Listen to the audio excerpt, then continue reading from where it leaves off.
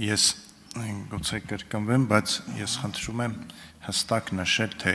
կոնկրետ ինչ խնդիր եք լուծում այս փոփոխություններով եւ ինչ բաց կար օրենսգրքում, որ հիմա ուզում ենք կարգավորենք կամ ինչ թերություններ կային, որով ուզում ենք կարգավորենք, ինչ խնդիր ենք, որ այսօր կամ վաղը ինձ ընտրողը հարցնի, լավ, ինչու ընդունեցիք, ինչ հարց էիք լուծում, ինչու ժամանակ ծախսեցիք այդ հարցի քննարկման վրա, ինչ հարց ենք մենք հիմա լուծում։ Շնորհակալություն պարոն Նազարյան, կարծում եմ իմ ելույթում նշեցի եւս մեկ անգամ մի քանի կարևոր փոփոխություններ ասեմ։ Օրինակ հեղեղներից հետո գետերի հուների մաքրման աշխատանքները համարվելու է ազատ ջրօգտագործում։ Այսինքն անմիջապես մեր փրկարարները, տեղական ինքնակառավարման մարմինները ձեռնամուխ են լինելու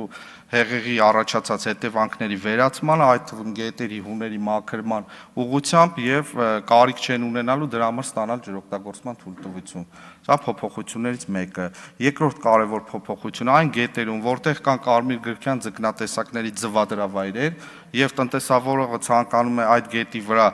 ջրի օգտագործման պայմանավորված որևէ գործունեություն ծավալել, ապա կարող է իրականացնել միայն այն դեպքում, երբ ունի շմակ փորձաքննության դրական եզրակացություն։ Մյուս կարևոր փոփոխությունը, որ նոր հարցերով հենց քննարկում ենք, Արարատյան արտեզյան ավազանի ջրօգտագործողների ջրի օգտագործման ծավալների հստակեցնում է ըստ փաստացի վերականգնվող ծավալների։ Եվ մնացածը, որ արդեն նշեցի, շնորհակալ եմ։ Արձագանքել եք, համեցեք արձագանք։ Հիմա տեսեք,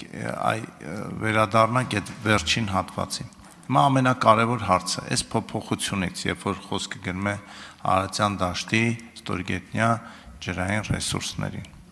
Այս փոփոխությունից հետո շահելու է բնությունը, թե տնտեսվարողը, որովհետև բնության եւ տնտեսվարողի շահերը երբեք չեն համընկնում։ Իմ անհանգստությունը այստեղ է, մենք Արարատյան դաշտի ստորգետնյա ջրերի օգտագործումը կարողանալու ենք այնպես անենք, որ դա չվնասի մեր բնությանը։ Եվ մի լրացուցիչ հարցել բնապահպանության նախարարությունը շուրջ ծրագիր մշակում է կամ ունի, եթե կամ մշակած, որ Սևանա լճից ջրի բաց թողումը ոչ թե պահպանվի ներկա մակարդակի վրա, այլ նվազեցվի։ Շնորհակալություն, առաջին հերթին շահելու է հանրությունը, պարոն Նազարյան,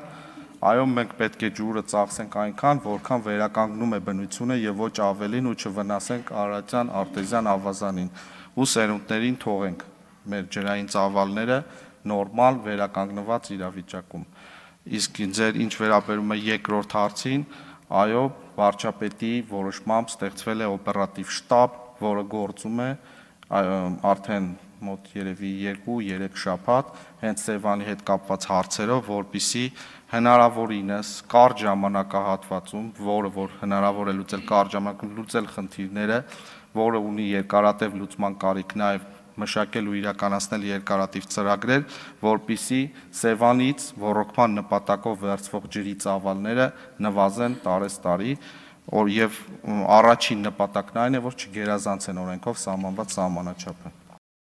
Չմոռանաք հավանել տեսանյութը եւ բաժանորդագրվել Civic AM-ի YouTube-յան էջին։